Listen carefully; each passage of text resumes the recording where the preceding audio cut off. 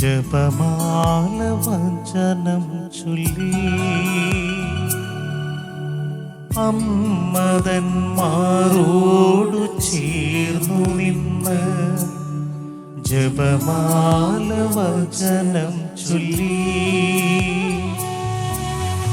ആദിയ നിദാനാഥ നിൻ തിരുമുൻപിൽ അണയുന്നു പ്രത്യാശയോടെ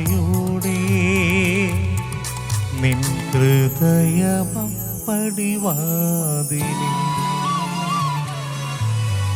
മാലാഖമാരാർത്തു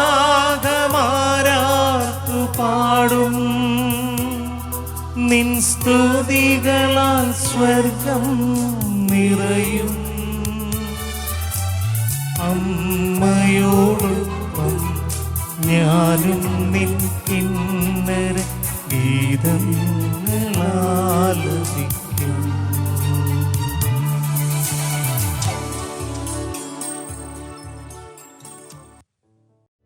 പരിശുദ്ധ ദൈവമാതാവിൻ്റെ ജനന തിരുനാളിൻ്റെ എല്ലാ നൽവരങ്ങളും ആശംസകളും ഏവരെയും അറിയിക്കുന്നു. പ്രിയപ്പെട്ടവരെ, പരിശുദ്ധ അമ്മ പുഞ്ചിരിയോടെ നമ്മെ എതിരേൽക്കുന്ന ദിനമാണിന്ന്. ഒരുപക്ഷെങ്കിൽ പൂർണ്ണമായി ഈ 8 ദിവസവും നോമ്പെടുത്ത് പ്രാർത്ഥിക്കാൻ അമ്മയോട് ചേർന്ന് ധാരാളം ജപമാലകൾ ചൊല്ലുവാനും അമ്മയുടെ പ്രത്യേക വാത്സല്യം ഹൃദയത്തിലും ജീവിതത്തിലും അനുഭവിക്കുവാനും നമുക്ക് സാധിച്ചിട്ടുണ്ട്. ഒരുപക്ഷെങ്കിൽ അങ്ങനെ സാധിക്കാതെ പോയവരുമുണ്ട്. സാരമില്ല. ഏതെങ്കിലുമൊക്കെ ദൗർബല്യങ്ങളും സാഹചര്യങ്ങളുടെ സമ്മർദ്ദങ്ങളുമൊക്കെ നമ്മളെ ഈ നോമ്പിൽ നിന്ന് അല്പം അലട്ടിയിട്ടുണ്ടെങ്കിലും വിഷമിക്കരുത്. നമുക്കൊരമ്മയുണ്ട്, സ്നേഹമുള്ളൊരമ്മ, കുഞ്ഞുങ്ങളെ വാത്സല്യത്തോടെ ലാളിക്കുന്ന ഒരമ്മ. അമ്മയോട് ചേർന്ന് ഈ ദിവസം മധുരം പങ്കിടുവാൻ നമുക്ക് ശ്രദ്ധിക്കാം.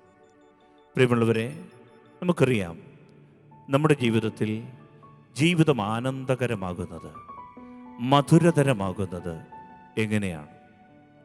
നമുക്ക് ഏറ്റവും ഇഷ്ടമുള്ള, നമ്മുടെ ഹൃദയത്തോട് ഏറ്റവും അടുപ്പമുള്ള, നമ്മുടെ ഹൃദയത്തിൽ നാം കൊണ്ടു നടക്കാൻ കൊതിക്കുന്ന ചില ബന്ധങ്ങൾ, ഇഴയടുപ്പങ്ങളുണ്ട്. പരിശുദ്ധ അമ്മ ഈ തിരുനാൾ ദിവസം അത് നമുക്ക് തരാൻ ആഗ്രഹിക്കുകയാണ്.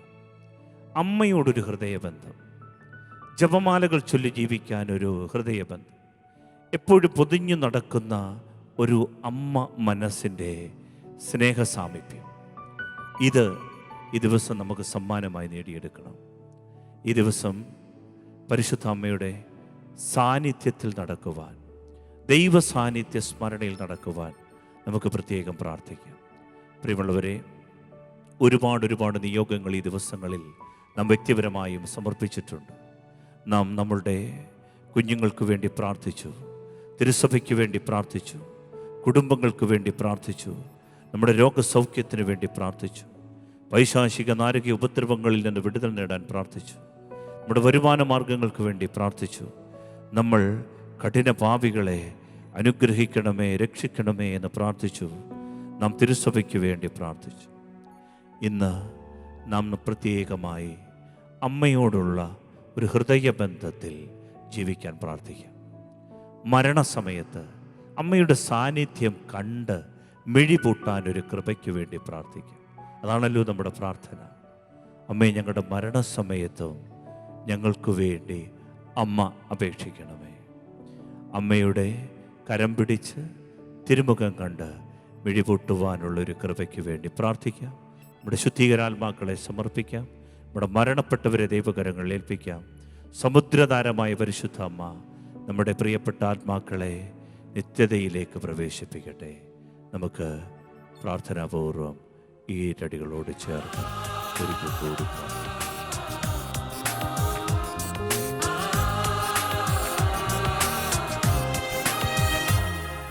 സമുദ്രതാരമേ മേരി മാതേ, സ്വർഗതീരമേ മേരി മാതേ, ത്യാഗരൂപമേ മേരി മാതേ, സ്നേഹദീപമേ മേരി മാതേ, സമുദ്ര സമുദ്രതാരമേ മേരി മാതേ, സ്വർഗതീരമേ മേരി മാതേ, ത്യാഗരൂപമേ മേരി മാതേ, സ്നേഹദീപമേ മേരി മാതേ, നിൻ സഹനം സുരലോകം സ്തുതിയോടെ ഓർക്കുന്നു, നിൻ വിനയം ഇഹലോകം അതിമോദം വാഴ്ത്തുന്നു, നിൻ സഹനം സുരലോകം സ്തുതിയോടെ ഓർക്കുന്നു, നിൻ വിനയം ഇഹലോകം അതിമോദം വാഴ്ത്തുന്നു.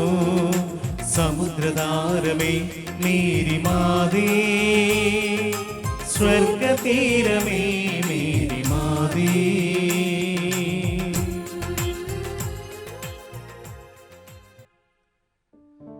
പരിശുദ്ധ അമ്മേ മാതാവേ, പ്രത്യേകമാം വിധം അമ്മയുടെ വിമല ഹൃദയത്തിൽ ഈ 8 ദിവസത്തെ നിയോഗങ്ങളെയും പ്രത്യേകിച്ച് ഗുഡ്നസ് ടി വിയിലൂടെ ഈ പ്ലാറ്റ്ഫോം ഞങ്ങൾക്ക് വേണ്ടി ഒരുക്കി തന്നതിന് നന്ദി പറഞ്ഞുകൊണ്ട് ഗുഡ്നസ് ടി വിയുടെ എല്ലാ ശുശ്രൂഷകളെയും അമ്മയുടെ വിമല ഹൃദയത്തിൽ സമർപ്പിച്ചുകൊണ്ട് പ്രാർത്ഥിക്കുന്നു.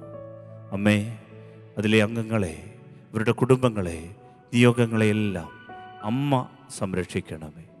അമ്മയ്ക്ക് അടിമ വെച്ച് പ്രാർത്ഥിക്കുന്ന ഈ ശുശ്രൂഷകളുടെ മേലെല്ലാം അമ്മയുടെ ശ്രദ്ധ പ്രത്യേകമാം വിധമുണ്ടാകണമേ. ഈ ശുശ്രൂഷ വിവിധ സ്ഥലങ്ങളിലിരുന്നു കൊണ്ട് പ്രാർത്ഥനാപൂർവം പങ്കെടുത്ത എല്ലാ പ്രിയപ്പെട്ട മക്കളെയും അവരുടെ നിയോഗങ്ങളെയും അമ്മ അനുഗ്രഹിക്കണമേ. ഒരിക്കൽ കൂടി അമ്മ മനസ്സെന്ന ധ്യാന ശുശ്രൂഷയിൽ ഞങ്ങളെ പങ്കുചേർത്തതിന് നന്ദി പറയുന്നു. അമ്മ ഞങ്ങളെ അനുഗ്രഹിക്കണമേ. പ്രിയമുള്ളവരെ, ഇന്നത്തെ ശുശ്രൂഷ നമുക്ക് വേണ്ടി ഇവിടെ നിർവഹിക്കുന്നത് പ്രിയപ്പെട്ട ജോയൽ പൗത്തച്ഛനാണ്. പ്രിയപ്പെട്ട അച്ഛനെ വചന ശുശ്രൂഷയിലേക്ക് വളരെ സ്നേഹത്തോടെ സ്വാഗതം ചെയ്യുന്നു. മാലാഖമാരാർത്തു പാടും നിൻ സ്തുതികളാൽ സ്വർഗം നിറയും.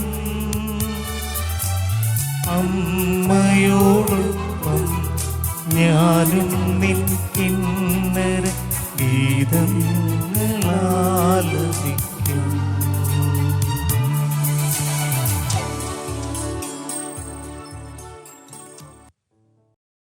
ഈശോ മിശിഹായിക്ക് സ്തുതിയായിരിക്കട്ടെ. മിശിഹായിൽ സ്നേഹം നിറഞ്ഞ സഹോദരങ്ങളെ, 8 നോമ്പ് ആചരണത്തിൻ്റെ സമാപന ദിവസത്തിലേക്ക്, 8ാം ദിവസത്തിലേക്ക് നാം കടന്നു വന്നിരിക്കുന്നു. ഇന്ന് പരിശുദ്ധ അമ്മയുടെ ജന്മദിനം നാം ആഘോഷിക്കുകയാണ്. പരിശുദ്ധ അമ്മയുടെ ജന്മദിനത്തിൻ്റെ ഈ തിരുനാളിൻ്റെ എല്ലാ അനുഗ്രഹങ്ങളും നിങ്ങൾക്കെല്ലാവർക്കും നിങ്ങളുടെ കുടുംബങ്ങൾക്കും ഏറെ സന്തോഷത്തോടെ സ്നേഹത്തോടെ ആശംസിക്കുന്നു. പ്രിയപ്പെട്ടവരെ, കഴിഞ്ഞ 7 ദിവസങ്ങൾ നാം ഒരു യാത്രയിലായിരുന്നു. പരിശുദ്ധ അമ്മയുടെ ജനന തിരുനാളിന് ഒരുക്കമായി നോമ്പനുഷ്ഠാനത്തിലൂടെ ഈ തിരുവചന ധ്യാനത്തിലൂടെ എല്ലാം നാം ഒരുങ്ങുകയായിരുന്നു. ഇന്ന് അമ്മയുടെ ജന്മദിനമാണ്. ഈ ജന്മദിനത്തിൽ അമ്മയ്ക്ക് എന്ത് സമ്മാനമാണ് നമ്മൾ നൽകുന്നത്? ഓരോ ജന്മദിനത്തിലും നമ്മളൊക്കെ സമ്മാനങ്ങൾ നൽകുന്നവരാണ്, ആശംസകൾ നൽകുന്നവരാണ്. ഇന്ന് പരിശുദ്ധ അമ്മയ്ക്ക് നൽകാനായി എന്ത് സമ്മാനമാണ് നമ്മുടെ കയ്യിലുള്ളത്? പ്രിയപ്പെട്ടവരെ, ഇന്ന് വചനത്തിലൂടെ നാം കടന്നു പോകുമ്പോൾ പരിശുദ്ധ അമ്മയ്ക്ക് ഏറെ ഇഷ്ടപ്പെട്ട സമ്മാനം എന്താണെന്ന് തീർച്ചയായും നമുക്ക് ബോധ്യമുണ്ടാകും. പരിശുദ്ധാത്മാവ്, ദൈവത്തിൻ്റെ ആത്മാവ് നമ്മെ സഹായിക്കും. നമ്മുടെ ചിന്തകൾക്ക് സഹായകമായി ഏതാനും വചനങ്ങൾ നാം വായിക്കുകയാണ്. യോഹന്നാൻ ശ്ലീഹ എഴുതിയ സുവിശേഷം 2-ാം അധ്യായത്തിൻ്റെ 1 മുതൽ 4 വരെയുള്ള വാക്യങ്ങൾ. 3-ാം ദിവസം ഗലീലിയിലെ കാനായിൽ ഒരു വിവാഹ വിരുന്ന് നടന്നു. യേശുവിൻ്റെ അമ്മ അവിടെ ഉണ്ടായിരുന്നു. യേശുവും ശിഷ്യന്മാരും വിരുന്നിന് ക്ഷണിക്കപ്പെട്ടിരുന്നു. അവിടെ വീഞ്ഞു തീർന്നു പോയപ്പോൾ യേശുവിൻ്റെ അമ്മ അവനോട് പറഞ്ഞു, അവർക്ക് വീഞ്ഞില്ല. യേശു അവളോട് പറഞ്ഞു, സ്ത്രീയെ, എനിക്കും നിനക്കും എന്ത്? എൻ്റെ സമയം ഇനിയും ആയിട്ടില്ല. പ്രിയപ്പെട്ടവരെ, ഇവിടെ നാം ഒരുപാട് തവണ കേട്ടിട്ടുള്ള ഒരു വേദഭാഗം തന്നെയാണ് കാനായിലെ ഈ വിവാഹ വിരുന്നിൻ്റെ ആ സംഭവം. യേശുവിൻ്റെ അമ്മ ആ വീട്ടിലുണ്ട്.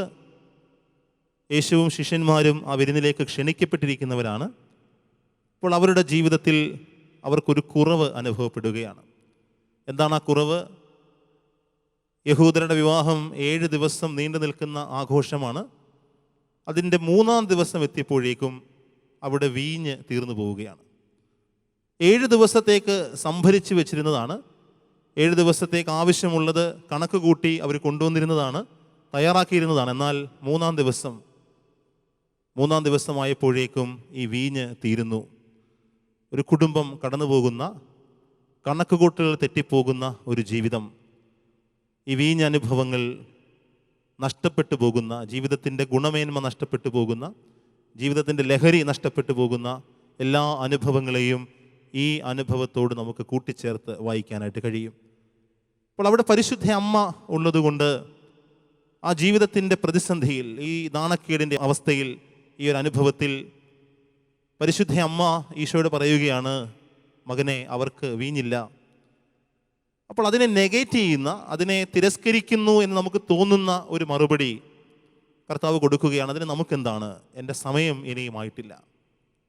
ഇവിടെ യോഹന്നാൻ ശ്ലീഹ ഉപയോഗിക്കുന്ന പദം രക്ഷാകര സമയം എന്ന് അർത്ഥം വരുന്ന കൈറോസ് എന്ന വാക്കാണ് ഗ്രീക്കിൽ ഉപയോഗിച്ചിരിക്കുന്നത്. രക്ഷാകരമായ സമയം, ദൈവത്തിൻ്റെ ഇടപെടൽ നടക്കുന്ന സമയം എന്നൊക്കെയാണ് ആ പദത്തിൻ്റെ അർത്ഥം. ഇപ്പോൾ രക്ഷാകരമായ സമയം എന്ന ഒരു സമയമുണ്ട്, നമ്മൾ അതിനു വേണ്ടി കാത്തിരിക്കുക.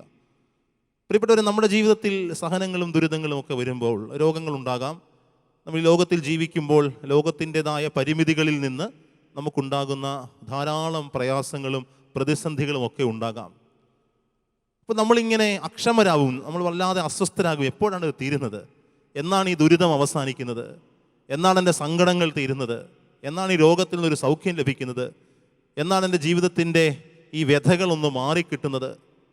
അതിന് ദൈവത്തിൻ്റെതായൊരു സമയമുണ്ട്. സഭാപ്രസംഗൻ പറയുന്ന എല്ലാറ്റിനും, ഭൂമിയിലുള്ള എല്ലാറ്റിനും ഒരു സമയമുണ്ട്. അപ്പോൾ ആ സമയത്താണ് ഇതൊക്കെ നടക്കുന്നത്. എന്നാൽ നമ്മെ സംബന്ധിച്ചിടത്തോളം ഈ കാത്തിരിപ്പ് എന്ന് പറയുന്നത് നമ്മെ അക്ഷമരാക്കുന്ന അനുഭവമാണ്. ഒരുപക്ഷെ നമ്മൾ ഒരു ഡോക്ടറെ കാണാൻ വേണ്ടി ഒരു അപ്പോയിൻമെൻ്റ് എടുത്തു എന്ന് വിചാരിക്കുക. അപ്പോൾ നമുക്ക് ലഭിക്കുന്ന ടോക്കൺ അത് 30-ാമത്തെ നമ്പരോ 20-ാമത്തെ നമ്പരോ ഒക്കെ ആണെങ്കിൽ നമ്മൾ അവിടെ ചെന്ന് കാത്തിരുന്ന് നമ്മൾ വല്ലാതെ മുഷിയുമ്പോൾ നമ്മളൊരു പക്ഷേ പഴി പറയും, നമ്മൾ ആവലാതിപ്പെടും. അതൊരു അനുഭവം.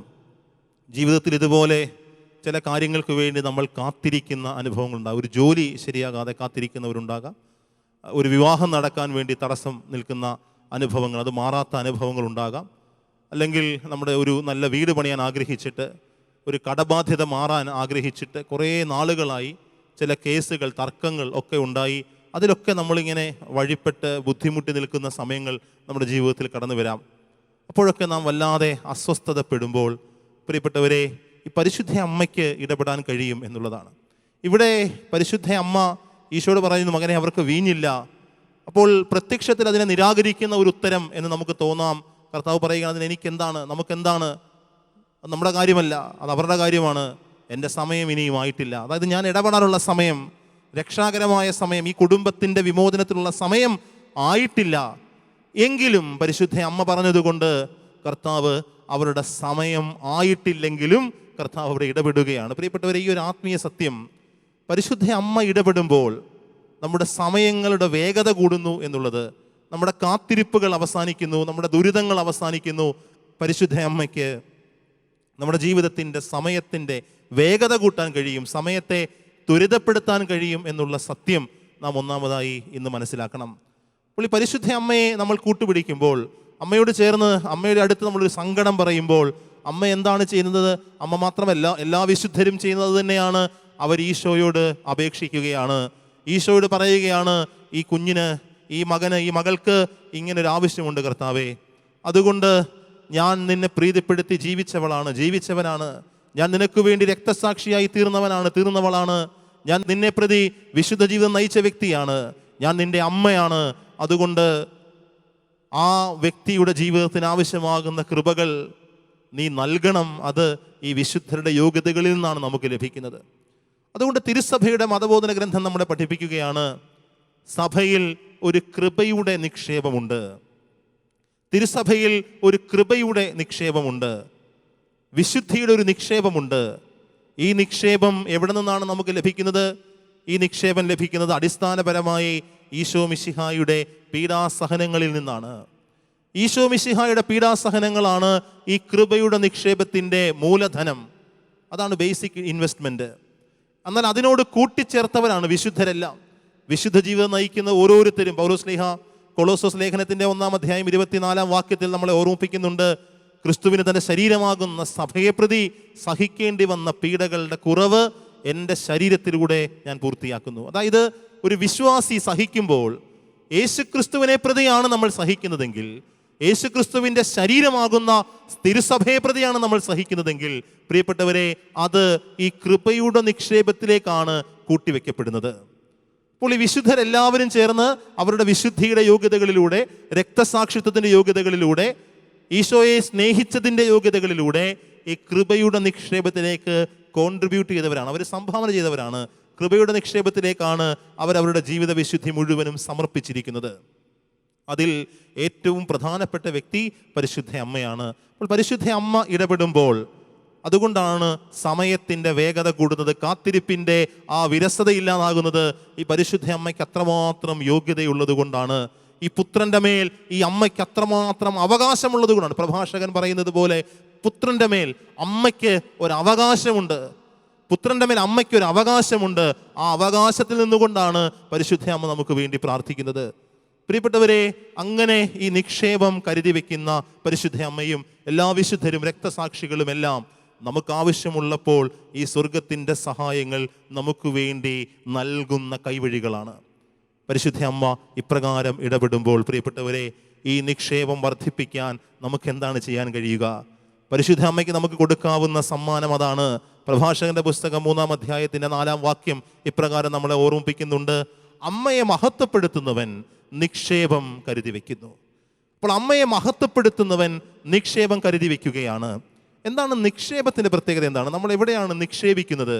നമ്മൾ നിക്ഷേപിക്കുന്നത്, നമ്മളൊക്കെ പണം നിക്ഷേപിക്കുന്നവരാണ്. അത് ബാങ്കിൽ നിക്ഷേപിക്കും, അല്ലെങ്കിൽ നമുക്ക് തിരിച്ചു കിട്ടാൻ സാധ്യതയുള്ള ഇൻഷുറൻസിലൊക്കെ പണം നിക്ഷേപിക്കും. അങ്ങനെ പണം നിക്ഷേപിച്ചാൽ നിക്ഷേപങ്ങളുടെ പ്രത്യേകത, നിക്ഷേപിച്ച ആ മുതൽ മാത്രമല്ല, അതിനോട് ചേർന്ന് കുറച്ച് പലിശയും നമുക്ക് കിട്ടും. പലിശയും കൂട്ടുപലിശയും ഒക്കെ ചേർത്ത് നമ്മൾ നിക്ഷേപിച്ചതിനേക്കാൾ കൂടുതലാണ് നമുക്ക് തിരികെ ലഭിക്കാനായിട്ട് പോകുന്നത്. അതുകൊണ്ട് പ്രിയപ്പെട്ടവരെ, പരിശുദ്ധ അമ്മയെ നാം മഹത്വപ്പെടുത്തുമ്പോൾ വചനം പറയുകയാണ്, അമ്മയെ മഹത്വപ്പെടുത്തുമ്പോൾ നാം നിക്ഷേപമാണ് കൂട്ടിവെക്കുന്നത്. എവിടെയാണ് ഈ നിക്ഷേപം കൂട്ടിവെക്കപ്പെടുന്നത്? അത് തിരുസഭയുടെ കൃപയുടെ ഭണ്ഡാരത്തിലാണ്. ട്രഷർ ഹൗസ് ഓഫ് ഗ്രേസ് എന്ന് പറയും. ഈ കൃപയുടെ ആ ഭണ്ഡാരത്തിലേക്ക് നാം നിക്ഷേപം കൂട്ടിവെക്കുകയാണ്. അങ്ങനെ നിക്ഷേപം കൂട്ടിവെക്കുമ്പോൾ നമുക്ക് ആവശ്യമാകുന്ന സമയങ്ങളിലെല്ലാം ഈ സ്വർഗത്തിൻ്റെ സഹായം നമുക്ക് ലഭിച്ചുകൊണ്ടേയിരിക്കും. അത് പരിശുദ്ധ അമ്മയുടെ മധ്യസ്ഥതയിലൂടെ നമുക്ക് ലഭിക്കുന്നതാണ്.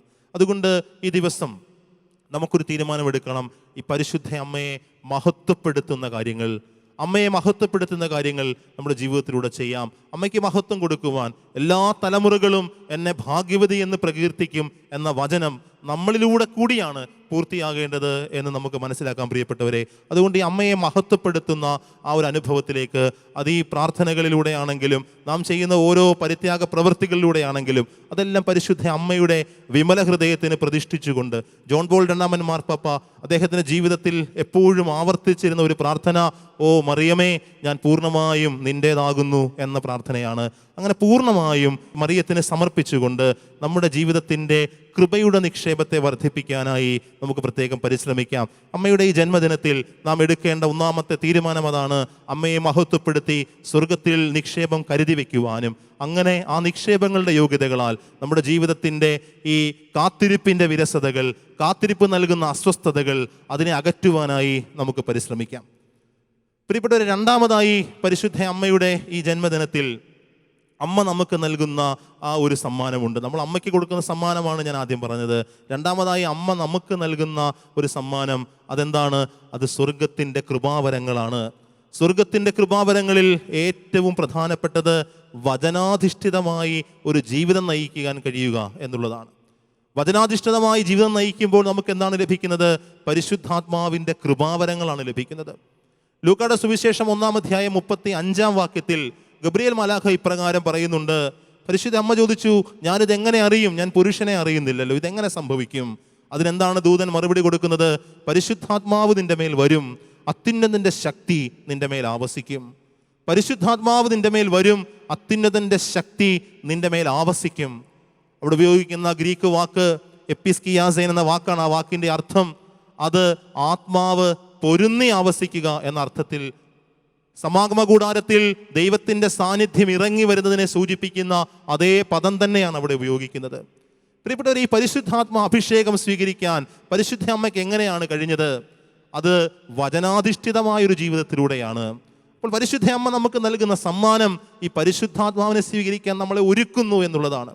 അപ്പസ്തോല പ്രവർത്തനങ്ങൾ 1-ാം അധ്യായത്തിൽ നമ്മളിങ്ങനെ കാണുന്നുണ്ട്. ഈശോയുടെ സ്വർഗാരോഹണത്തിന് ശേഷം പരിശുദ്ധ അമ്മയും അപ്പസ്തോലന്മാരും 1-ാം അധ്യായത്തിൻ്റെ 14-ാം വാക്യത്തിൽ നമ്മളിങ്ങനെ വായിക്കുന്നു: ഇവർ ഏക മനസ്സോടെ യേശുവിൻ്റെ അമ്മയായ മറിയത്തോടും മറ്റു സ്ത്രീകളോടും അവൻ്റെ സഹോദരരോടുമൊപ്പം പ്രാർത്ഥനയിൽ മുഴുകിയിരുന്നു. അപ്പോൾ ഒരേ മനസ്സോടെ യേശുവിൻ്റെ അമ്മയായ മറിയത്തോട് ചേർന്ന് ആദിമസഭ പ്രാർത്ഥനയിൽ മുഴുകിയിരിക്കുന്ന അവസരത്തിലാണ് പ്രിയപ്പെട്ടവരെ ഈ അപ്പോസ്തല സമൂഹത്തിന് വെളിപാടുകൾ ലഭിക്കുന്നത്, അവർക്ക് പരിശുദ്ധാത്മാവിനെ സ്വീകരിക്കാനുള്ള യോഗ്യത ലഭിക്കുന്നത്. അവർ സുവിശേഷ പ്രഘോഷകരായി അവരുടെ ഭയപ്പാടുകളെ വിട്ട് പുറത്തേക്ക് വരാൻ, നിരാശയിലകപ്പെട്ടു പോയ അവരുടെ ജീവിതം, ഏതാണ്ട് 3 വർഷക്കാലം യേശു എന്ന വ്യക്തിയെ കേന്ദ്രീകരിച്ച് ആ ജീവിതത്തിൻ്റെ പരിസരങ്ങളിൽ ജീവിച്ചവരാണ് ഈ 12 പേര്. എന്നാൽ ഒരു സുപ്രഭാതത്തിൽ അവരുടെ ജീവിതത്തിൻ്റെ എല്ലാ ഗതികളെയും കീഴ്മേൽ മറിച്ചുകൊണ്ട് ഒരു സന്ധ്യ വെളുത്ത് നേരം ഇരുട്ടി വെളുത്തപ്പോഴേക്കും അവരുടെ ജീവിതത്തിൻ്റെ എല്ലാ സ്വപ്നങ്ങളും തകർന്നു, അവരുടെ കണക്കുകൂട്ടലുകൾ തകർന്നു പോയി. അവരുടെ ജീവിതം മുഴുവൻ വഴിനൂട്ടി നിൽക്കുന്ന ഒരു അവസരത്തിൽ വീണ്ടും പഴയ ജീവിതങ്ങളിലേക്ക് തിരികെ പോകുവാൻ, പഴയ വള്ളവും വലയുമൊക്കെയായി മീൻ പിടിക്കാൻ വേണ്ടി പോകുവാൻ പോലും തയ്യാറായ ഈ അപ്പോസ്തലന്മാരെ ഒരുമിച്ച് ചേർക്കുന്നത് ഈ പരിശുദ്ധ അമ്മയുടെ സാന്നിധ്യമാണ്. അങ്ങനെ ഒരുമിച്ച് ചേരുന്ന കൂട്ടായ്മയിലാണ് ദൈവത്തിൻ്റെ ആത്മാവ് ഇറങ്ങി വരുന്നത്. അവരാണ് പ്രേക്ഷിതരായി മാറുന്നത്. അവരാണ് സഭയുടെ രൂപമായി, ആദിമ സഭയായി രൂപപ്പെടുന്നത്. ഈ പരിശുദ്ധ അമ്മയോട് ചേർന്ന് പ്രാർത്ഥിച്ചവരാണ്. അതുകൊണ്ട് പ്രിയപ്പെട്ടവരെ, സഭയിൽ ജീവിക്കാനായി, വിശുദ്ധിയിൽ ജീവിക്കാനായി, ധൈര്യപൂർവ്വം ഈ ലോകത്തിൽ ജീവിക്കാനായി പരിശുദ്ധാത്മ അഭിഷേകം കൂടിയേ തീരൂ എന്നുള്ളത് ഈ അമ്മയുടെ ജീവിതം നമുക്ക് നൽകുന്ന ഏറ്റവും ഉദാത്തമായ പാഠമാണ്. പരിശുദ്ധാത്മ അഭിഷേകത്തിൽ നിറയുമ്പോഴാണ്, ആത്മാവിൻ്റെ ചൈതന്യത്തിൽ ജീവിക്കുമ്പോൾ മാത്രമാണ് നമുക്ക് ഈശോയുടെ സാക്ഷികളായി മാറാൻ കഴിയുന്നത്. പരിശുദ്ധാത്മാവിനെ സ്വീകരിച്ച പരിശുദ്ധ അമ്മയാണ് ഈശോയ്ക്ക് ഈ ലോകത്തിൽ ജന്മം കൊടുത്തത്. അവൾ പരിശുദ്ധാത്മാവിനാൽ നിറഞ്ഞ് അത്യുന്നതൻ്റെ ശക്തി അവളുടെ മേൽ ആവസിച്ചപ്പോഴാണ് അവൾ ഈശോയെ ഗർഭം ധരിക്കാനും ഈശോയെ പ്രസവിക്കുവാനും ഈശോയ്ക്ക് ജന്മം കൊടുക്കുന്ന ആ അവസരത്തിൽ അവൾക്കുണ്ടായിട്ടുള്ള എല്ലാ വേദനകളെയും, അപമാനത്തിൻ്റെ പ്രയാസങ്ങളുണ്ട്, തെറ്റിദ്ധരിക്കപ്പെട്ട സമയങ്ങളുണ്ട്, അവളുടെ ഭർത്താവ് പോലും അവളെ സംശയിച്ച സമയങ്ങളുണ്ട്. അതുപോലെ തന്നെ ഈ നിറവയറുമായി ഈ കുഞ്ഞിനെയും ഈ വയറ്റിലിട്ടുകൊണ്ട് ദൂരയാത്ര ചെയ്യുകയാണ്. ഇവിടെ ഈ ജോസഫിൻ്റെ നാട്ടിലേക്ക്, നഗരത്തിലേക്ക്, ദാവീദിൻ്റെ പട്ടണത്തിലേക്ക് അവർ യാത്ര ചെയ്യുന്ന ആ ഒരു പ്രയാസത്തിൻ്റെ അനുഭവമുണ്ട്. പ്രസവിക്കാൻ ഇടം കിട്ടാതെ ബുദ്ധിമുട്ടുന്ന, സത്രത്തിൻ്റെ വാതിലുകളൊക്കെ കൊട്ടിയടക്കപ്പെട്ട അനുഭവങ്ങളുണ്ട്. അതിനുശേഷം ഈ കുഞ്ഞിനെ ഏറ്റവും വൃത്തിഹീനമായ ഒരു സാഹചര്യത്തിൽ ഈ കുഞ്ഞിനെ പ്രസവിക്കേണ്ടി വരുന്ന അവസ്ഥകൾ, ഇതൊക്കെ ജീവിതത്തിൻ്റെ മടുപ്പിക്കുന്ന അവസ്ഥകളാണ്, ജീവിതത്തിൽ നിരാശപ്പെടുത്തുന്ന അനുഭവങ്ങളാണ് ഇതൊക്കെ. നമ്മളിതൊക്കെ വായിക്കുമ്പോൾ ഒരു പക്ഷേ ഇതൊക്കെ എളുപ്പമാണെന്ന് നമുക്ക് തോന്നിയാലും യഥാർത്ഥ ജീവിതത്തിൽ ഇതൊക്കെ ജീവിതത്തെ വല്ലാതെ മടുപ്പിക്കുന്ന അനുഭവങ്ങളാണ്. ഈ അനുഭവങ്ങളിലൂടെ എല്ലാം ഈ അമ്മ കടന്നുപോയി. പ്രസവിച്ച ശേഷം ചോരക്കുഞ്ഞുമായി ഈജിപ്തിലേക്ക് പലായനം ചെയ്യുന്നു. ഭയപ്പാടിൻ്റെ രാത്രികളാണ് പിന്നീട് കടന്നു വരുന്നതെല്ലാം. അങ്ങനെ ഈ പലായനങ്ങളും ഈ ദേശാന്തരവാസങ്ങളും എല്ലാം ഈ അമ്മ ഏറ്റെടുത്ത്, അമ്മയെ അതിന് ധൈര്യപ്പെടുത്തിയത് എന്താണ്? ഈ പരിശുദ്ധാത്മ അഭിഷേകമാണ്. പ്രിയപ്പെട്ടവരെ, ഈ പരിശുദ്ധാത്മ അഭിഷേകത്തിലൂടെയാണ് ജീവിതത്തിൻ്റെ ഈ ഞെരുക്കുന്ന ദൗർഭാഗ്യങ്ങളെ എല്ലാം തരണം ചെയ്യുവാനായി പരിശുദ്ധ അമ്മയ്ക്ക് സാധിച്ചത്. നമ്മുടെ ജീവിതത്തിൽ ഇങ്ങനെയുള്ള ഞെരുക്കുന്ന അവസ്ഥകൾ കടന്നു വരാം, ദുരനുഭവങ്ങൾ കടന്നു വരാം, തെറ്റിദ്ധാരണകൾ കടന്നു വരാം. ജീവിതത്തിൻ്റെ ഈ പ്രതിസന്ധികളിലും നിരാശകളിലുമെല്ലാം പരിശുദ്ധ അമ്മ നമ്മോട് പറയുകയാണ്, ദൈവവചനത്തിനനുസരിച്ച് നമ്മുടെ ജീവിതത്തെ ക്രമീകരിക്കുമ്പോൾ നാം പരിശുദ്ധാത്മ അഭിഷേകമുള്ളവരായി മാറും. അത്യുന്നതൻ്റെ ശക്തി നമ്മുടെ മേൽ ആവസിക്കും. ഇവയൊക്കെ തരണം ചെയ്യുവാൻ അങ്ങനെ നമ്മൾ പ്രാപ്തരായി തീരും. അതുകൊണ്ട് പ്രിയപ്പെട്ടവരെ, പരിശുദ്ധ അമ്മയോട് ചേർന്ന് നാം പ്രാർത്ഥിക്കുമ്പോൾ ഈ പരിശുദ്ധാത്മ അഭിഷേകത്താൽ നമ്മൾ നിറയുകയാണ്. ഇതാണ് ഈ ജന്മദിനത്തിൽ പരിശുദ്ധ അമ്മ നമുക്ക് നൽകുന്ന ഏറ്റവും വലിയ സമ്മാനം. നമുക്ക് നൽകുന്ന സമ്മാനം എന്താണ്? പരിശുദ്ധാത്മാവിനെ സ്വീകരിക്കാനുള്ള വഴികൾ അമ്മ നമ്മളെ പഠിപ്പിക്കുകയാണ്. ഈ കുരിശിൻ ചുവട് വരെ അനുധാവനം ചെയ്യുവാൻ പരിശുദ്ധ അമ്മയെ പ്രാപ്തയാക്കിയത് അത് തന്നെയാണ്. ലൂക്കായുടെ സുവിശേഷം 1-ാം അധ്യായത്തിൽ നമ്മൾ കാണുന്നുണ്ട്. ശിമയോൻ ഈ പരിശുദ്ധ അമ്മയോട് പറയുന്ന കാര്യങ്ങളുണ്ട്. അതൊന്നും അത്ര സുഖകരമായ കാര്യങ്ങളല്ല. ഇവൻ വിവാദ വിഷയമായ ഒരു അടയാളമായി തീരും, നിന്റെ ഹൃദയത്തിലൂടെ ഒരു വാൾ കടന്നു പോകും. ഇങ്ങനെയൊക്കെ സങ്കടത്തിൻ്റെ അനുഭവങ്ങളാണ് ശിമയോൻ പ്രവചിക്കുന്നത്. പക്ഷെ അമ്മ എന്ത് ചെയ്തു? അവൻ്റെ അമ്മ ഇക്കാര്യങ്ങളെല്ലാം ഹൃദയത്തിൽ സംഗ്രഹിച്ചു. അവൻ്റെ അമ്മ ഇതെല്ലാം ഹൃദയത്തിൽ സൂക്ഷിച്ച് ഗാഠമായി ചിന്തിച്ചു കൊണ്ടിരുന്നു എന്നാണ് പരിശുദ്ധ അമ്മയെപ്പറ്റി വചനം പറയുന്നത്. അപ്പോൾ വചനം ഹൃദയത്തിൽ സൂക്ഷിച്ച് അതിനെ ധ്യാനിക്കുമ്പോൾ, അതിനെപ്പറ്റി ഗാഠമായി ചിന്തിക്കുമ്പോൾ ആത്മാവിൻ്റെ അഭിഷേകം ബോധ്യങ്ങളായി നമ്മുടെ ഹൃദയത്തിൽ കടന്നു വരും. അപ്പോൾ ഓരോ വചന ശുശ്രൂഷയും നമ്മളെ നയിക്കേണ്ടത് യഥാർത്ഥത്തിൽ വചനം കേൾക്കുമ്പോഴുള്ള ഒരു ശ്രവണസുഖത്തിലേക്കല്ല, മറിച്ച് വചനം കേട്ട് ആത്മീയ ബോധ്യങ്ങൾ സ്വീകരിക്കുവാൻ. അപ്പോൾ മാത്രമാണ് പ്രിയപ്പെട്ടവർ നമ്മുടെ ജീവിതത്തിൽ പ്രായോഗിക തീരുമാനങ്ങൾ എടുക്കാനായിട്ട് നമുക്ക് കഴിയുന്നത്. നമ്മൾ ഓരോ വചനം കേൾക്കുമ്പോഴും നമ്മൾ ഈ വചനത്തിൽ നിന്ന് ലഭിക്കുന്ന നല്ല വചനം പ്രസംഗം കേട്ട് കഴിയുമ്പോൾ നമുക്കൊരു വലിയ സന്തോഷമായി, നമുക്ക് ഹൃദയത്തിലൊരു വലിയ സന്തോഷം കിട്ടി, നല്ലൊരു പ്രസംഗം കേൾക്കാൻ പറ്റി എന്നുള്ളത്. എന്നാൽ അതിനേക്കാൾ ഉപരിയായി അങ്ങനെ ലഭിക്കുന്ന നൈമിഷിക സന്തോഷങ്ങളല്ല ദൈവം ആഗ്രഹിക്കുന്നത്. പരിശുദ്ധ അമ്മയെ പോലെ പരിശുദ്ധാത്മാവിൽ നിറഞ്ഞ് ഹൃദയത്തിൽ ഈ വചനത്തെ ഗാഠമായി ചിന്തിച്ച് ബോധ്യങ്ങൾ രൂപപ്പെടുത്തുക എന്നുള്ളതും പ്രായോഗികമായ തീരുമാനങ്ങൾ എടുത്തുകൊണ്ട് നമ്മുടെ ജീവിതത്തിൻ്റെ ഗതിവിഗതികളെ തീരുമാനിക്കുക എന്നുള്ളതുമാണ് സ്വർഗം ആഗ്രഹിക്കുന്നത്. പ്രിയപ്പെട്ടവരെ, ഈ നോമ്പിൻ്റെ സമാപന ദിവസത്തിൽ പരിശുദ്ധ അമ്മയുടെ ഈ ജനന തിരുനാളിൽ നാം സംബന്ധിക്കുമ്പോൾ പരിശുദ്ധ അമ്മയ്ക്ക് നമുക്ക് കൊടുക്കാനുള്ള സമ്മാനം തീർച്ചയായും നമ്മുടെ ജീവിതങ്ങളെ തന്നെ പൂർണ്ണമായി പരിവർത്തനപ്പെടുത്തി പരിശുദ്ധ അമ്മയ്ക്ക് നമ്മുടെ ഹൃദയങ്ങളെ സമർപ്പിക്കുക എന്നുള്ളത്, അമ്മയെ മഹത്വപ്പെടുത്തി സ്വർഗത്തിൻ്റെ നിക്ഷേപം വർദ്ധിപ്പിക്കുക എന്നുള്ളതും, രണ്ടാമതായി അമ്മ നമുക്ക് നൽകുന്ന സമ്മാനമായ പരിശുദ്ധാത്മാവിനെ സ്വീകരിച്ച് ദൈവവചനത്തിൻ്റെ ആഴങ്ങളിലേക്ക് കടന്നു വന്നുകൊണ്ട് നല്ല ബോധ്യങ്ങളുള്ളവരായി നല്ല പ്രായോഗിക തീരുമാനങ്ങൾ എടുത്തുകൊണ്ട് വിശുദ്ധിയിലേക്ക് നമ്മുടെ ജീവിതത്തെ നയിക്കുവാനും നമുക്ക് പ്രത്യേകമായിട്ട് പരിശ്രമിക്കാം. ബോധ്യങ്ങളിൽ നിന്ന് നല്ല പ്രായോഗിക തീരുമാനങ്ങൾ എടുക്കുവാൻ കർത്താവ് നമ്മോട് ആവശ്യപ്പെടുകയാണ്. എമ്മാവൂസിലേക്ക് പോയ ശിഷ്യന്മാരുടെ അനുഭവം നമ്മളെ പഠിപ്പിക്കുന്നത് തന്നെയാണ്. ലൂക്കായുടെ സുവിശേഷം 24 അധ്യായത്തിൽ നമ്മളിങ്ങനെ വായിക്കുന്നുണ്ട്. എമ്മാവൂസിലേക്ക് പോയ ശിഷ്യന്മാർ അവർ വഴിയിലൂടെ സഞ്ചരിക്കുമ്പോൾ കർത്താവ് അവരോട് വിശുദ്ധ ലിഖിതം വിശദീകരിച്ചുകൊണ്ട് സംസാരിക്കുകയാണ്. അപ്പോൾ അങ്ങനെ സംസാരിച്ച് അത് പരിശുദ്ധ കുർബാനയിൽ അപ്പം മുറിക്കലിലേക്ക് എത്തിക്കഴിയുമ്പോൾ അവർ ഈശോയെ തിരിച്ചറിഞ്ഞു. അവൻ അവരുടെ മുമ്പിൽ നിന്ന് അപ്രത്യക്ഷനായി. പിന്നീട് ശിഷ്യന്മാർ എന്താണ് പറയുന്നത്? വഴിയിൽ വെച്ച് അവൻ വിശുദ്ധ ലിഖിതം വിശദീകരിച്ചുകൊണ്ട് നമ്മോട് സംസാരിച്ചപ്പോൾ നമ്മുടെ ഹൃദയം ജ്വലിച്ചിരുന്നില്ലേ? അപ്പോൾ വചന ശുശ്രൂഷ യഥാർത്ഥത്തിൽ ഈ ഹൃദയത്തെ ജ്വലിപ്പിക്കുന്ന ഒരു അനുഭവമാണ്. ഹൃദയത്തെ ജ്വലിപ്പിച്ചു കഴിഞ്ഞപ്പോൾ ആ ജ്വലനമേറ്റവരെന്താണ് ചെയ്തത്? അവർ 60 സ്താദിയോൺ ഒരു ദിവസത്തിൻ്റെ യാത്ര നടത്തി എത്തിച്ചേർന്നത് ഈ ദൈവസാന്നിധ്യത്തിൻ്റെ നഗരമായ ജെറുസലേമിൽ നിന്ന് എമ്മാവൂസിലേക്കാണെങ്കിൽ ആ രാത്രിയിൽ തന്നെ അവിടെ നിന്ന് തിരികെ ദൈവത്തിൻ്റെ നഗരത്തിലേക്ക് മടങ്ങി വരാനുള്ള തീരുമാനമെടുത്തു. ഇതാണ് ഓരോ വചന ശുശ്രൂഷയും നമ്മെ നയിക്കേണ്ടത്, ഈ ഒരു മടങ്ങി വരവിലേക്കാണ്. മടങ്ങി വരവ് മാനസാന്തരത്തെ സൂചിപ്പിക്കുന്നുണ്ട്. ഹീബ്രു ഭാഷയിൽ ഉപയോഗിക്കുന്ന വാക്ക് ഷൂബ് എന്ന് പറയുന്ന ഒരു വാക്കാണ്. അത് ഈ മടങ്ങി വരവിനെ സൂചിപ്പിക്കുന്ന വാക്കാണ്, മാനസാന്തരത്തെ കുറിക്കുന്ന വാക്കാണ്. അതുകൊണ്ടാണ് ജെറമിയ പ്രവാചകൻ നമ്മളിങ്ങനെ ഓർമ്മിപ്പിക്കുന്നുണ്ട്. ജെറമിയയുടെ പ്രവചനം 4 അധ്യായത്തിൻ്റെ 3 വാക്യത്തിൽ ഇപ്രകാരം പ്രവാചകൻ പറയുകയാണ്: യൂദയായിലെയും ജെറുസലേമിലെയും നിവാസികളോട് കർത്താവ് അരുളി ചെയ്യുന്നു, നിങ്ങളുടെ തരിശുഭൂമി ഉഴുതുമറിക്കുവിൻ, മുള്ളുകൾക്കിടയിൽ വിത്ത് വിതയ്ക്കരുത്. നിങ്ങളുടെ തരിശുഭൂമി ഉഴുതുമറിക്കുവിൻ, മുള്ളുകൾക്കിടയിൽ വിത്ത് വിതയ്ക്കരുത്. അതായത് നമ്മൾ ഈ ലോകത്തിൻ്റെ എല്ലാ അറിവും ലോകത്തിൻ്റെ യുക്തിചിന്തയും നമ്മുടെ ബുദ്ധിയുടെ എല്ലാ കെട്ടുകളും വെച്ചുകൊണ്ട് വചനത്തെ സ്വീകരിച്ചാൽ ആ വചനത്തെ ഹൃദയത്തിൽ ഉൾക്കൊള്ളാൻ നമുക്ക് കഴിയാതെ വരും. അത് മുള്ളുകൾക്കിടയിൽ വിതയ്ക്കപ്പെട്ട വിത്ത് പോലെയാണ്. ഈശോ ഓർമ്മിപ്പിക്കുന്നുണ്ട്. വിതക്കാരൻ്റെ ഉപമ പറയുമ്പോൾ കർത്താവ് പറയുന്നുണ്ട്, അങ്ങനെ മുള്ളുകൾക്കിടയിൽ വിതയ്ക്കപ്പെട്ട വിത്തിൻ്റെ ഭാവി എന്താണ്? അത് മുള്ളുകളാൽ ഞെരിക്കപ്പെട്ടു പോകും. ഈ വചനം ഫലം പുറപ്പെടുവിക്കാതെ പോകും. പരിശുദ്ധ അമ്മയുടെ ഹൃദയത്തിൽ അവൾ നിർമ്മലമായ ഹൃദയത്തോടെ ഈ വചനത്തെ സ്വീകരിച്ചു. അവളുടെ ഹൃദയത്തിൽ മുള്ളുകളില്ലായിരുന്നു. അവൾ നിർമ്മലമായ ഹൃദയത്തോടെ, ഒരുക്കപ്പെട്ട ഹൃദയത്തോടെ വചനത്തെ സ്വീകരിച്ചു. ഉഴുതുമറിക്കപ്പെടുന്ന ഒരു അനുഭവം പ്രിയപ്പെട്ടവരെ നമ്മുടെ ജീവിതത്തിൽ ഉണ്ടാകണം. ഈ ഉഴുതുമറിക്കുന്ന അനുഭവമാണ് മാനസാന്തരത്തിൻ്റെ അനുഭവം. അപ്പോൾ ഈ നോമ്പാചരണവും ഈ വചന ശുശ്രൂഷയും ആത്യന്തികമായി നമ്മെ നയിക്കേണ്ടത് ഈ മാനസാന്തരത്തിൻ്റെ അനുഭവത്തിലേക്കാണ്.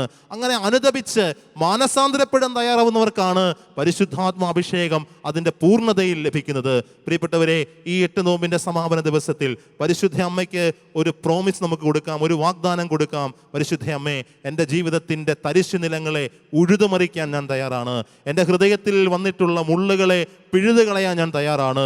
നല്ല നിലത്ത് വിത്തുകൾ സ്വീകരിക്കുവാൻ, വചനവിത്തിനെ സ്വീകരിച്ച് അമ്മ ചെയ്തതുപോലെ അത് ഹൃദയത്തിൽ സംഗ്രഹിക്കുവാൻ, അതേപ്പറ്റി മനനം ചെയ്യുവാൻ, ഗാഢമായി ചിന്തിക്കുവാൻ ഞാൻ സന്നദ്ധയാണ് എന്ന് പരിശുദ്ധ അമ്മയുടെ മുമ്പിൽ വാഗ്ദാനം കൊടുത്തുകൊണ്ട് നമ്മുടെ ജീവിതത്തിൽ വചനത്തിൻ്റെ ഒരു നിറവുണ്ടാകുവാനും അതുവഴി ലഭിക്കുന്ന പരിശുദ്ധാത്മ അഭിഷേകം സ്വീകരിച്ച് ഒരു പുതിയ ചൈതന്യത്തിൽ നമ്മുടെ ജീവിതത്തെ മുന്നോട്ട് കൊണ്ടുപോകുവാൻ, മാനസാന്തരത്തിൻ്റെ സൽഫലങ്ങൾ പുറപ്പെടുവിക്കാൻ കഴിയുമ്പോൾ നമ്മുടെ ജീവിതം കൂടുതൽ തേജസ്സുള്ളതായി, കൂടുതൽ ശ്രേഷ്ഠമായി തീരും.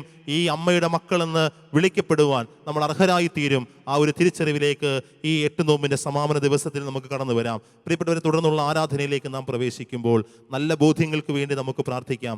ദിവ്യകാരുണ്യനാഥനിൽ നിന്ന് അവൻ്റെ പാദത്തിങ്കൽ ഇരുന്ന് മറിയം വചനം കേട്ടപ്പോൾ അവൾ കൂടുതൽ ശ്രേഷ്ഠമായത് തിരഞ്ഞെടുത്തുവെന്ന് ഈശോ പറയുകയാണ്. കർത്താവിൻ്റെ പാദത്തിങ്കൽ നാം ഇരിക്കുന്ന സമയമാണ്. അവൻ്റെ വസ്ത്രത്തിൻ്റെ വിളുമ്പിൽ നാം സ്പർശിച്ച് സൗഖ്യപ്പെടുന്ന സമയമാണ് ദിവ്യകാരുണ്യ ആരാധനയുടെ സമയം. ഈ സമയം പൂർണ്ണമായി നമുക്ക് പ്രയോജനപ്പെടുത്തിക്കൊണ്ട് പരിശുദ്ധ അമ്മ നമുക്ക് നൽകുന്ന സന്ദേശങ്ങളെ ഉൾക്കൊള്ളുവാനും ഈ ജന്മദിനത്തിൽ ദിവ്യകാരുണ്യ ഈശോയിലൂടെ നമുക്ക് ലഭിക്കുന്ന കൃപകൾ സ്വീകരിക്കുവാനും പ്രത്യേകമായി നമ്മെ തന്നെ ഒരുക്കാം. ഈ ജന്മദിനത്തിൻ്റെ എല്ലാ അനുഗ്രഹങ്ങളും നിങ്ങൾക്ക് എല്ലാവർക്കും, നിങ്ങളുടെ വ്യക്തി ജീവിതങ്ങൾക്കും കുടുംബങ്ങൾക്കും പ്രാർത്ഥനാപൂർവം ആശംസിക്കുന്നു. ദൈവം നമ്മെ ധാരാളമായി അനുഗ്രഹിക്കട്ടെ. മാലാഖമാരാർത്തു പാടും നിൻ സ്തുതികളാൽ സ്വർഗം നിറയും. അമ്മയോടൊപ്പം ഞാനും നിൻ കിന്നര ഗീതങ്ങളാലപിക്കും.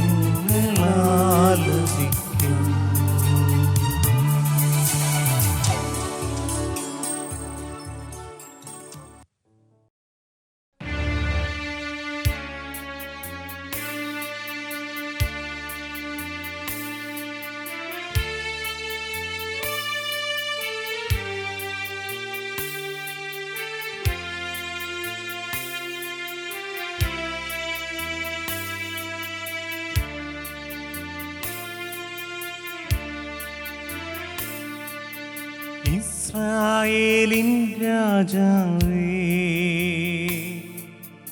എൻ ദൈവമാം യഹോവേ,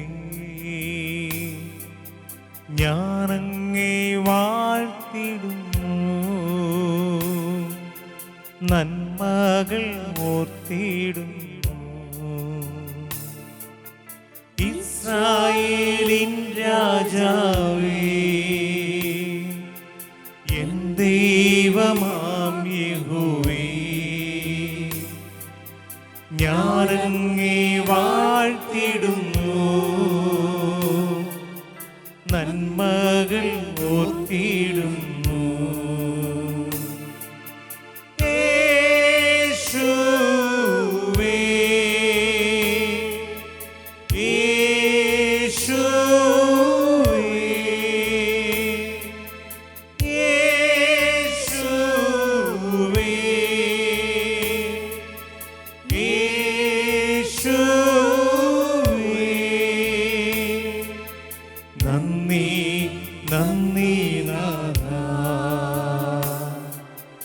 അളവില്ല സ്നേഹത്തിനാ നന്ദി നന്ദി നാഥാ, അളവില്ല സ്നേഹത്തിനാ.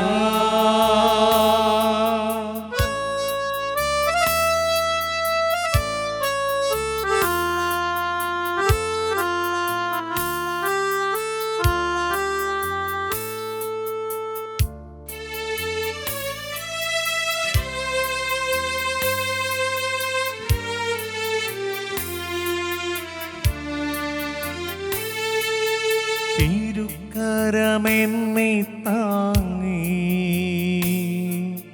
വൻ പ്രതികൂലങ്ങളിൽ മുൻപോട്ടു യാത്ര ചെയ്യുവാൻ ബലമെന്നും നൽകിയ തിരുക്കരമെന്നെ താങ്ങി വൻ പ്രതികൂലങ്ങളിൽ മുൻപോട്ടു യാത്ര ചെയ്യുവാൻ ബലമെന്നും നൽകിയതാ.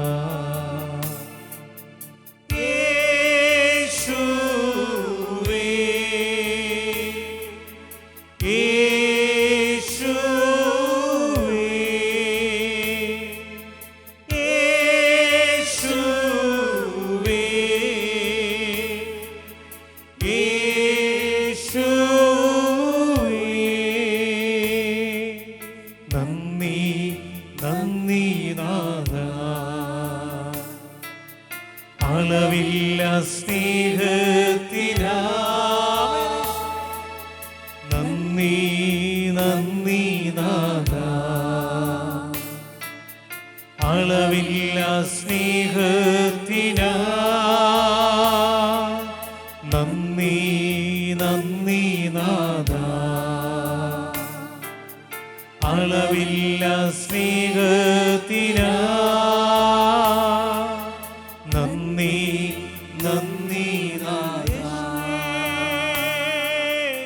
അളവില്ല സ്നേഹത്തിനാ ആരാധന നന്ദി നാഥാ. യേശുവേ അളവില്ല സ്നേഹത്തിനാ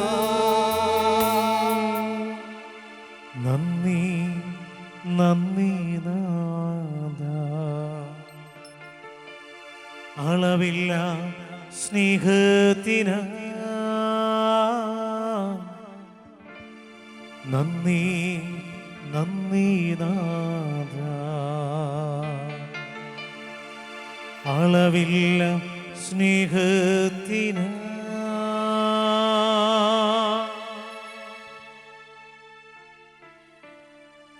116 സങ്കീർത്തനത്തിൽ ദാവീദ് രാജാവ് ഇങ്ങനെ പ്രാർത്ഥിക്കുന്നു: കർത്താവിൻ്റെ മേൽ ചൊരിഞ്ഞ അനുഗ്രഹങ്ങൾക്ക് ഞാൻ എന്ത് പകരം കൊടുക്കും? രക്ഷയുടെ പാനപാത്രം എടുത്തുയർത്തി ഞാൻ കർത്താവിൻ്റെ നാമം വിളിച്ചപേക്ഷിക്കും. എല്ലാ ജനത്തിൻ്റെയും മുൻപിൽ അവിടത്തേക്കുള്ള നേർച്ചകൾ ഞാൻ നിറവേറ്റും. കർത്താവ് നമുക്ക് നൽകിയ ധാരാളമായ അനുഗ്രഹങ്ങളിൽ ഏറ്റവും വലിയ അനുഗ്രഹം അവൻ്റെ അമ്മയെ നമുക്ക് നൽകി എന്നുള്ളതാണ്. കുരിശിൻ ചുവട്ടിൽ നിൽക്കുന്ന യോഹന്നാനോട് ഈശോ പറയുന്നു: ഇതാ നിന്റെ അമ്മ.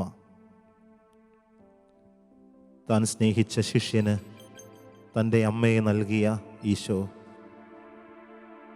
നമ്മോടുള്ള സ്നേഹത്തെ പ്രതി ഇന്നും കുരിശിൻ്റെ ചുവടുകളിൽ, സഹനത്തിൻ്റെ വഴികളിൽ നാം പതറി നീങ്ങുമ്പോൾ കർത്താവ് പറയുകയാണ്: നിന്റെ സഹായത്തിന് ഞാൻ നൽകിയിരിക്കുന്ന നിന്റെ പ്രത്യാശയുടെ അടയാളമായി, നിന്റെ ജീവിതത്തിൻ്റെ ഇരുട്ട് നിറഞ്ഞ വഴികളിൽ, അന്ധകാരം മുറ്റി നിൽക്കുന്ന ജീവിതസന്ധികളിൽ പ്രത്യാശയുടെ പ്രഭാതമായി, പ്രഭാതകാല നക്ഷത്രമായി, ദിശയറിയാത്ത കടലിലൂടെ നീ നീങ്ങുമ്പോൾ തീരമിതാണ് മകനെ എന്ന് പറഞ്ഞ് നിന്നെ വിളിക്കുന്ന സാന്ത്വനത്തിൻ്റെ അനുഭവമായി ഈ പരിശുദ്ധ അമ്മ നിൽപ്പുണ്ട്.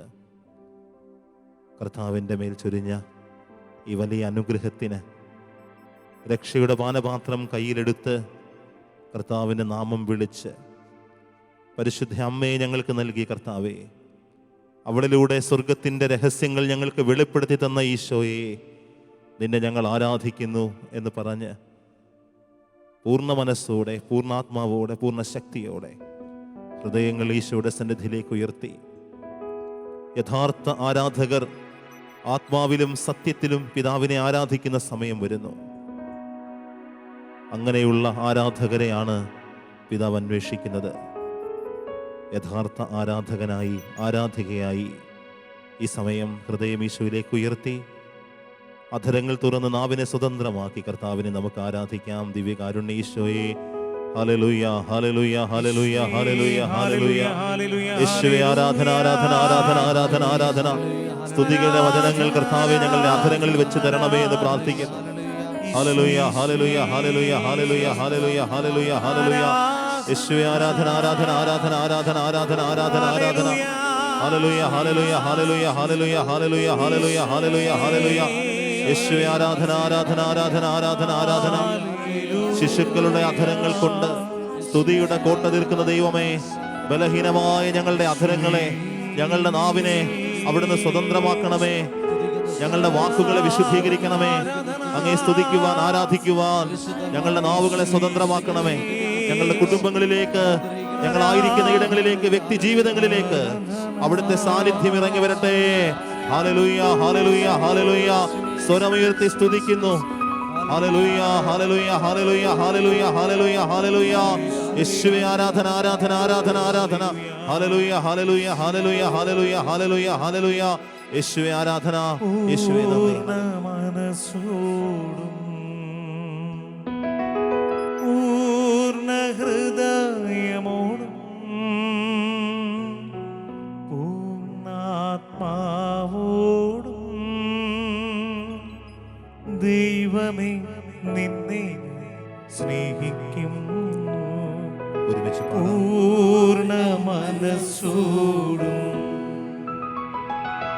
പൂർണ്ണ ഹൃദയമോടും പൂർണ്ണാത്മാവോടും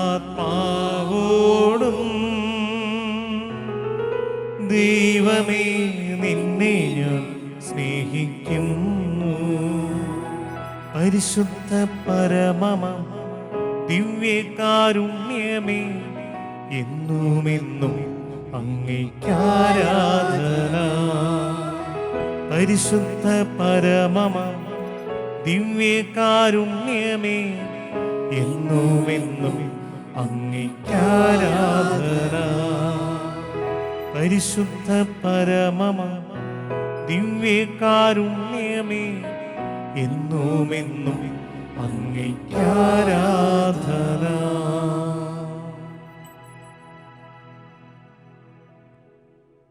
നോമ്പിൻ്റെ 8 ദിനങ്ങൾ പൂർത്തിയാകുമ്പോൾ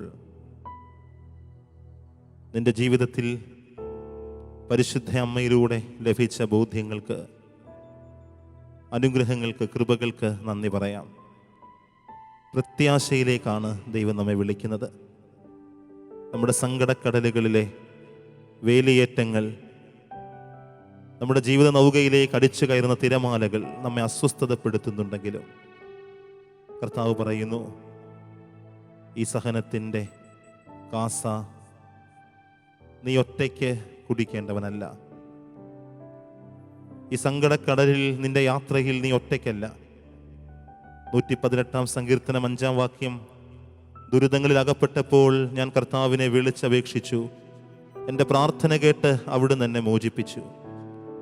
ദുരിതങ്ങളിൽ കർത്താവിനെ വിളിച്ചപേക്ഷിക്കാൻ, ദുരിതങ്ങളിൽ കർത്താവിലേക്ക് നമ്മുടെ കണ്ണുകൾ ഉയർത്താൻ, അവിടുത്തെ നോക്കിയവർ പ്രകാശിതരായി, അവർ ലജ്ജിതരായില്ല എന്ന വചനം നമുക്ക് ഓർക്കാം. കാനായിലെ കല്യാണ വിരുന്നിൽ വലിയ നാണക്കേടിലേക്ക് ഒരു കുടുംബം നീങ്ങിപ്പോവുകയാണ്.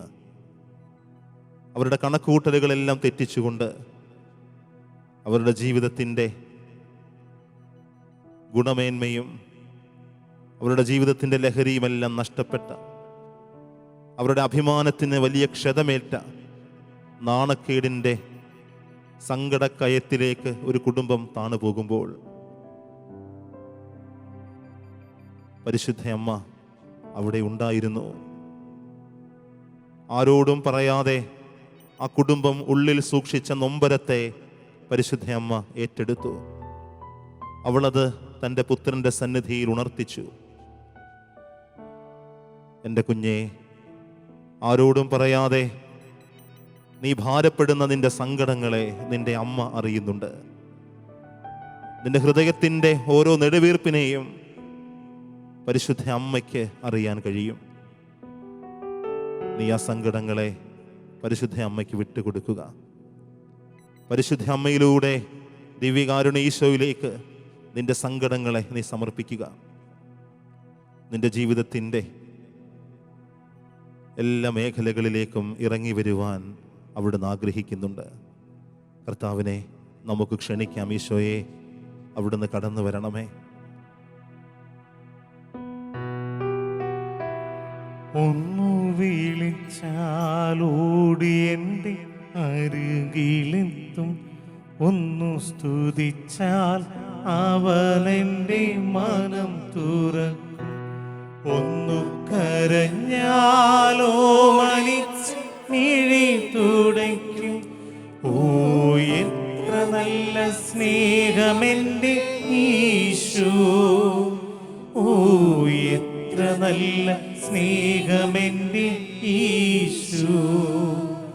ഒന്നു വിളിച്ചാൽ ഓടിയെൻ്റെ അരികിലെത്തും, ഒന്നു സ്തുതിച്ചാൽ അവനെൻ്റെ മനം തുറക്കും, ഒന്നു കരഞ്ഞാൽ ഓമനിച്ചൻ മിഴി തുടയ്ക്കും.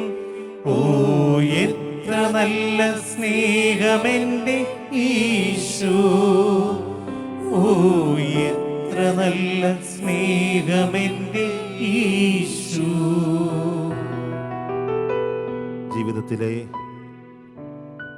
ഒറ്റപ്പെടലിൻ്റെ നിമിഷങ്ങളെ നമുക്ക് സമർപ്പിക്കാം. ഈ കുരിശുകൾ വഹിക്കാൻ കഴിയുന്നില്ലല്ലോ കർത്താവേ, ഞാൻ തളർന്നു പോകുന്നു, ഞാൻ ഒറ്റയ്ക്കാണ് എന്ന ചിന്തകളെ, എന്നെ മനസ്സിലാക്കുവാൻ, എന്നെ കേൾക്കുവാൻ ആരുമില്ലല്ലോ, എനിക്ക് ആശ്രയിക്കാൻ ഒന്നുമില്ലല്ലോ എന്ന് നാം കരുതി സങ്കടപ്പെടുന്ന, വേദനിക്കുന്ന അനുഭവങ്ങളെയെല്ലാം നമുക്ക് സമർപ്പിക്കാം. കടഭാരങ്ങളായിരിക്കാം, നിന്റെ കണക്ക് കൂട്ടലുകൾ ഒരു പക്ഷെ തെറ്റിപ്പോയി കാണും. നീ പ്രതീക്ഷിക്കാത്ത തിരിച്ചടികൾ നിന്റെ ജീവിതത്തിൽ കടന്നു വന്നിട്ടുണ്ടാകും. വലിയ നാണക്കേടിൻ്റെ കയത്തിലേക്ക് നിന്നെ തള്ളിയിട്ടവരുണ്ടാകും. നിന്റെ ജീവിത വിശുദ്ധിയെ നഷ്ടപ്പെടുത്തി കളഞ്ഞ അനുഭവങ്ങൾ സമ്മാനിച്ചവരുണ്ടാകും. ഇനി എനിക്ക് രക്ഷയില്ല, എൻ്റെ ജീവിതം നശിച്ചു എന്ന് നീ കരുതുന്ന നിമിഷങ്ങൾ, അത്തരം അന്ധകാരം നിറഞ്ഞ ദിനങ്ങളിലൂടെ നീ കടന്നു പോവുകയാണെങ്കിൽ ഈശോ നിന്നോട് പറയുന്നു, എൻ്റെ മകനെ, എൻ്റെ മകളെ, നീ എൻ്റെ അടുത്ത് വരിക. മക്കവാരുടെ 2-ാം പുസ്തകം 8-ാം അധ്യായം 18-ാം വാക്യം ഇപ്രകാരം നമ്മളെ ഓർമ്മിപ്പിക്കുന്നുണ്ട്. അവർ ആയുധത്തിലും സാഹസകൃത്യങ്ങളിലും ആശ്രയിക്കുന്നു. നമുക്കെതിരെ വരുന്ന ശത്രുവിനെയും ലോകം മുഴുവനെ തന്നെയും അങ്കുലി ചലനം കൊണ്ട് തറപറ്റിക്കാൻ കഴിയുന്ന സർവശക്തനിലാണ് നമ്മുടെ പ്രത്യാശ. ആയുധത്തിലും സാഹസകൃത്യങ്ങളിലുമല്ല, മനുഷ്യൻ നൽകുന്ന ആലോചനകളിലല്ല. മനുഷ്യനിൽ ആശ്രയിക്കുന്നതിനേക്കാൾ ദൈവത്തിൽ ആശ്രയിക്കുന്നത് നന്ന്. പൂർണ്ണമായും കർത്താവിൽ നമുക്ക് ആശ്രയിക്കാം. എൻ്റെ എല്ലാ ആശ്രയത്വവും എൻ്റെ ജീവിതത്തിൻ്റെ ഈ നൊമ്പരങ്ങളിൽ, ഈ സഹനങ്ങളിൽ, ഈ ഏകാന്തതയിൽ, ഒറ്റപ്പെടലിൽ, തെറ്റിദ്ധാരണജനകമായ ഈ അനുഭവങ്ങളിൽ കർത്താവേ, ഞാൻ അങ്ങയിൽ ആശ്രയിക്കുന്നു, അങ്ങയിൽ ശരണപ്പെടുന്നു. അങ്ങ് കടന്നു വരണമേ എൻ്റെ ജീവിതത്തിലേക്ക്, എൻ്റെ സങ്കടങ്ങളിലേക്ക്, എൻ്റെ നൊമ്പരങ്ങളിലേക്ക് കർത്താവേ, അങ്ങ് കടന്നു വരണമേ എന്ന് പ്രാർത്ഥിക്കാം. ഒന്നു തളർന്നാലവനെൻ്റെ കരം പിടിക്കും, പിന്നെ കരുണാമയനായി താങ്ങി നടത്തും. ഒന്നു തളർന്നാലവനെൻ്റെ കരം പിടിക്കും, പിന്നെ കരുണാമയനായി താങ്ങി നടത്തും. ശാന്തി പകരും എൻ്റെ മുറിവുണക്കും, എത്ര നല്ല സ്നേഹമെൻ്റെ ഈശോ, ഓ എത്ര നല്ല സ്നേഹമെൻ്റെ ഈശോ. ഒന്നു വിളിച്ചാൽ ഓടി എൻ്റെ അരികിലെത്തും, ഒന്നു സ്തുതിച്ചാൽ അവനെൻ്റെ മനം തുറക്കും, ഒന്നു കരഞ്ഞാലോ മനിച്ചൻ മിഴി തുടയ്ക്കും. ഓ എത്ര നല്ല സ്നേഹമെൻ്റെ ഈശോ, ഓ എത്ര നല്ല സ്നേഹമെൻ്റെ ഈശോ. നിരാശയിലേക്ക് ആണ്ടുപോയ സമയങ്ങളിൽ, ഈ ജീവിതം അവസാനിപ്പിച്ചാലോ എന്ന് പോലും കരുതിയ അവസരങ്ങൾ, ആത്മഹത്യയുടെ ചിന്തകൾ മനസ്സിലേക്ക് കടന്നു വന്ന സമയങ്ങൾ, ഞാൻ തീർത്തും ഒറ്റയ്ക്കാണ്, എനിക്കിനി രക്ഷയില്ല എന്ന് കരുതിയ സമയങ്ങൾ, എൻ്റെ ജീവിതത്തിൽ നിന്ന് ഈ രോഗം ഒരിക്കലും നീങ്ങിപ്പോവുകയില്ല, എൻ്റെ ജീവിതത്തിൻ്റെ സാഹചര്യങ്ങൾ ഒരിക്കലും ഇനി മാറുകയില്ല, ഞാൻ ആഗ്രഹിച്ചതുപോലെ ഒരു ജീവിതമല്ലല്ലോ എനിക്ക് ലഭിച്ചത് എന്നോർത്ത് വല്ലാതെ സങ്കടപ്പെടുകയും വേദനിക്കുകയും ചെയ്യുന്ന സമയങ്ങൾ, നിന്റെ ജീവിതം മധ്യാഹ്നം പോലെ പ്രകാശമുള്ളതായി തീരാൻ, അതിൻ്റെ ഇരുട്ട് പോലും പ്രഭാതം പോലെ ആയിത്തീരാൻ ഇതാ കർത്താവ് നിന്നെ വിളിക്കുകയാണ്. പരിശുദ്ധ അമ്മയിലൂടെ നമുക്ക് നൽകുന്ന വലിയ പ്രത്യാശ അതാണ്. അവളുടെ ജീവിതത്തിൽ ഒരു സാധാരണ സ്ത്രീക്ക് കടന്നു പോകാൻ കഴിയുന്ന എല്ലാ വ്യാകുലങ്ങളിലൂടെയും അവൾ കടന്നുപോയി. വൈധവ്യത്തിൻ്റെ ആഴങ്ങളിലേക്ക്, ഏകമകൻ വീട് വിട്ടുപോകുന്ന അനുഭവത്തിലേക്ക്, ചോരക്കുഞ്ഞുമായി പലായനം ചെയ്യേണ്ടി വന്ന അനുഭവത്തിലേക്ക്, അവന് സുബോധം നഷ്ടപ്പെട്ടുവെന്ന് മറ്റുള്ളവരാൽ പഴിക്കപ്പെട്ട, പരിഹസിക്കപ്പെട്ട, വേദനിക്കുന്ന അനുഭവത്തിലേക്ക്, ഒരു കുറ്റവാളിയെപ്പോലെ ജെറുസലേമിൻ്റെ തെരുവുകളിലൂടെ തീർത്തും അപഹാസ്യനായി നടന്നു നീങ്ങുന്ന മകനെ രക്തമൊലിച്ച് ചമ്മട്ടിയടി ഏൽക്കപ്പെട്ട് മറ്റുള്ളവരുടെ ആക്ഷേപത്തിനും പരിഹാസത്തിനും പാത്രമായി തീർന്ന ഏകമകനെ കാണേണ്ടി വന്ന, ഒടുവിൽ ജീവൻ നഷ്ടപ്പെട്ട, രക്തം തളം കെട്ടി നിൽക്കുന്ന അവൻ്റെ മൃതശരീരം ആ മടിയിൽ കിടത്തപ്പെടേണ്ടി വന്ന എല്ലാ അനുഭവങ്ങളും ഈ ഭൂമിയിൽ ഏതൊരമ്മയും കടന്നു പോകേണ്ടി വരുന്ന, ഏതൊരു മനുഷ്യ വ്യക്തിയും കടന്നു പോകേണ്ടി വരുന്ന ഏത് നൊമ്പരത്തെക്കാളും ആഴമായ നൊമ്പരത്തിലൂടെ കടന്നുപോയവളാണ് പരിശുദ്ധ അമ്മ. എന്നാൽ ആ മുറിവുകളൊന്നും, ആ ഏകാന്തതകളൊന്നും, ആ സങ്കടങ്ങളൊന്നും അവളെ നിരാശയിലേക്കല്ല നയിച്ചത്, മറിച്ച് കൂടുതൽ പ്രത്യാശയിലേക്ക്, കുരിശിൻ്റെ ചുവട് വരെ എത്തി നിൽക്കുന്ന ആ യാത്ര നമ്മെ പഠിപ്പിക്കുന്ന സത്യം അതാണ്. സഫാനിയ 3:17 വചനം നമ്മെ ഓർമ്മിപ്പിക്കുന്നു, നിന്റെ ദൈവമായ കർത്താവ് വിജയം നൽകുന്ന യോദ്ധാവ് നിന്റെ മധ്യയുണ്ട്. കർത്താവിനെ ആശ്രയിച്ചുകൊണ്ട് നമ്മുടെ സങ്കടങ്ങളെയെല്ലാം ഏറ്റെടുക്കുന്ന, ആണിപ്പഴുതുള്ള അവൻ്റെ കരങ്ങളിലേക്ക്, അവൻ്റെ തിരുമുറിവുകളിലേക്ക് നമ്മുടെ മുറിവുകളെ സമർപ്പിച്ച് നമുക്ക് സൗഖ്യപ്പെടാം. പരിശുദ്ധ അമ്മയോട് ചേർന്ന് നമ്മുടെ എല്ലാ നൊമ്പരങ്ങളെയും വ്യാകുലങ്ങളെയും സമർപ്പിക്കാം. ഉദ്ധിതൻ നൽകുന്ന വലിയ പ്രത്യാശ, നിന്റെ ഏത് സഹനവും 3 ദിനങ്ങൾക്കപ്പുറം മഹത്വത്തിൻ്റെ അനുഭവമാക്കി രൂപാന്തരപ്പെടുത്താൻ കഴിവുള്ള അവൻ്റെ സന്നിധിയിലേക്ക് നിന്റെ നൊമ്പരങ്ങളെ കൊടുത്ത് ഹൃദയം ഈശോയിലേക്ക് ഉയർത്തിക്കൊണ്ട് കർത്താവിനെ നമുക്ക് ആരാധിക്കാം. അവിടുത്തെ ആശീർവാദത്തിനായി നമ്മെ തന്നെ ഒരുക്കാം.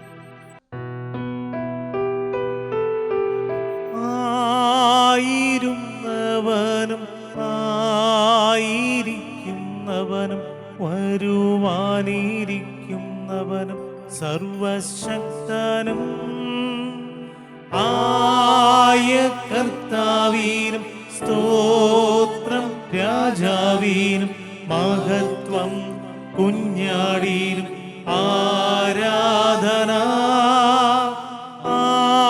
ആയിരുന്നവനും ആയിരിക്കുന്നവനും വരുവാനിരിക്കുന്നവനും സർവശക്തനും ആയ കർത്താവിനും സ്തോത്രം, രാജാവിനും മഹത്വം, കുഞ്ഞാടിനും ആരാധന. പരിശുദ്ധ പരമ ദിവ്യകാരുണ്യത്തിന് എന്നേരവും ആരാധനയും സ്തുതിയും പുകഴ്ചയും ഉണ്ടായിരിക്കട്ടെ.